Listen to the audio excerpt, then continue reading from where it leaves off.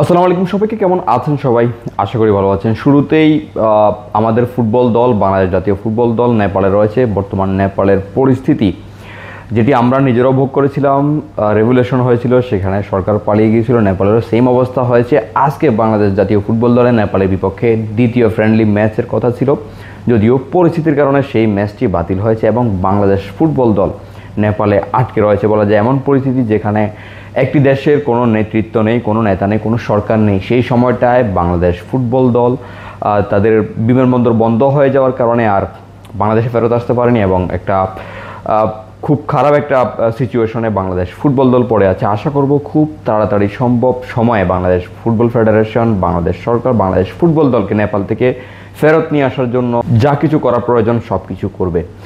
আজকের দিনের দুপুরে আসলে বাংলাদেশ অনূর্ধ্ব-23 দল অনূর্ধ্ব-23 এশিয়া কাপের বাছাই পর্বের যে শেষ ম্যাচটি সেটি খেলে ফেলেছে এবং যেটি আগে নিশ্চিত হয়ে গিয়েছে যে বাংলাদেশ অনূর্ধ্ব-23 ফুটবল দল আসন্ন যেই এশিয়া কাপ অনূর্ধ্ব-23 টুর্নামেন্ট সেখান থেকে বাছাই পর্ব থেকে বাংলাদেশ বিদায় নিয়েছে। তবে শেষ ম্যাচটি বাংলাদেশ একটা স্মরণীয় ফলাফল নিয়ে আসলে বিদায় হয়েছে, যেখানে বাংলাদেশ সিঙ্গাপুরের বিপক্ষে, সিঙ্গাপুর অনূর্ধ্ব-23 দলের বিপক্ষে 4-1 গোলের একটা বিশাল ব্যবধানের জয় দিয়ে শেষ করেছে।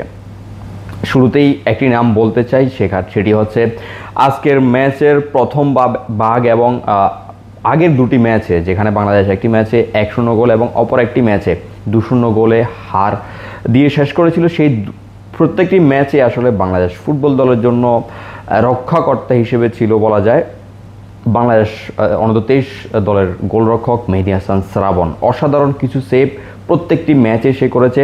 আজকের ম্যাচে যে 4-1 গোলে যে জয়টি, সেখানে প্রথমার্ধে বাংলাদেশ অনেকটা ব্যাক পড়েছিল, দ্বিতীয়ার্ধের শুরুর 20 মিনিট পর্যন্ত কিন্তু বাংলাদেশ ভালো অবস্থানে ছিল না। আর এই সময়টাই কিন্তু বাংলাদেশ ফুটবল দলের প্রতিপক্ষ সিঙ্গাপুর অসাধারণ কিছু অ্যাটাক করেছে, অসাধারণ কিছু চেষ্টা করেছে, সেগুলো দুর্দান্তভাবে সেভ করেছে মেহেদী হাসান শ্রাবণ, যার কারণে প্রথম ম্যাচে এবং দ্বিতীয় ম্যাচে কিন্তু বাংলাদেশ বড় বড় কিছু যে ব্যবধান সেটি এড়িয়ে ম্যাচ শেষ করতে পেরেছে। এবং আজকের ম্যাচে যেখান থেকে বাংলাদেশ শুরু করেছিল 70 মিনিটে গোল দিয়ে শুরু করেছিল এবং 82 মিনিট পর্যন্ত 4 গোলে বাংলাদেশ এগিয়ে গিয়েছিল এবং তার আগে কিন্তু যে সিচুয়েশন, যে মোমেন্টামটা সিঙ্গাপুরের পক্ষে চলে যাওয়ার কথা ছিল গোল হজম করে, সেখানে মেহেদী হাসান শ্রাবণের অসাধারণ যে সেভগুলো সেগুলোর কারণে আর সম্ভব হয়নি। মেহেদী হাসান শ্রাবণের সাথে আরেকটি নাম যেটি দিয়ে আসলে বাংলাদেশের গোল স্কোরিং যেই উৎসবটি সেটি শুরু হয়েছিল, সেটি হচ্ছে ফাহমিদুল ইসলাম।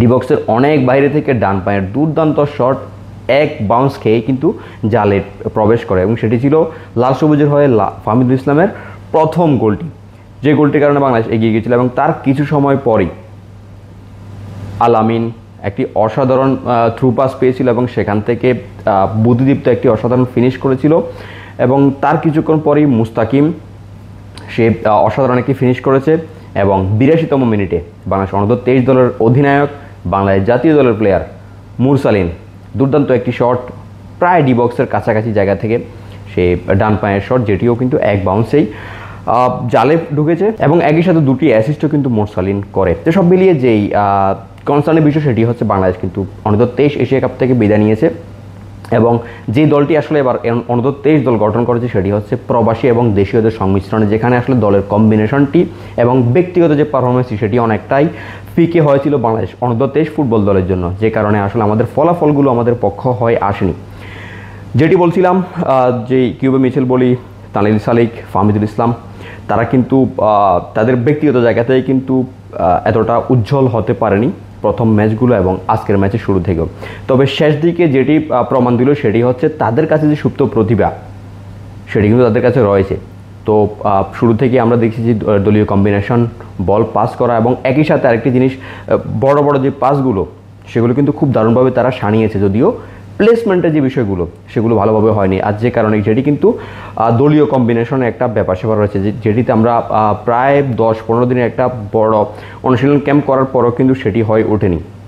তো ব্যক্তিগত জায়গা থেকে প্লেয়ারদের যেই সুপ্ত প্রতিভা রয়েছে সেটির জন্য আসলে বাহুবলকে অনেক বেশি কাজ করতে হবে তাদেরকে নিয়ে, তাদের সুপ্ত প্রতিভাকে একটা দলীয় কম্বিনেশনের রূপ নিয়ে বাংলাদেশ অনূর্ধ্ব-23 বলি বা আগামী যে জাতীয় দলটি বলি সেটিকে আরও শক্ত পোক্ত করতে পারবে। কিন্তু বাহুবের সামনে অনেক বড় একটি সম্ভাবনা রয়েছে এই প্লেয়ারগুলোর মাঝেই আমরা অনূর্ধ্ব-23 এশিয়া কাপ থেকে বিদায় নিয়েছি বাছাই পর্ব থেকে। তারপর আমি বলবো এই প্লেয়ারগুলোর মাঝে কিন্তু আমাদের অনেক সুপ্ত প্রতিভা রয়েছে।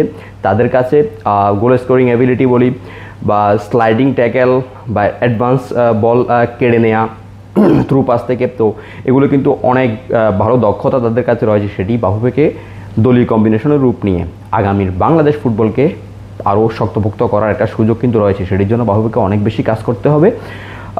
এতটুকুই। আবারও বলবো, বাংলাদেশ জাতীয় ফুটবল দল নেপাল থেকে যত তাড়াতাড়ি সম্ভব বাফুফে এবং বাংলাদেশ সরকারের মাধ্যমে নিরাপদে দেশে ফিরুক, সেটি চাইবো।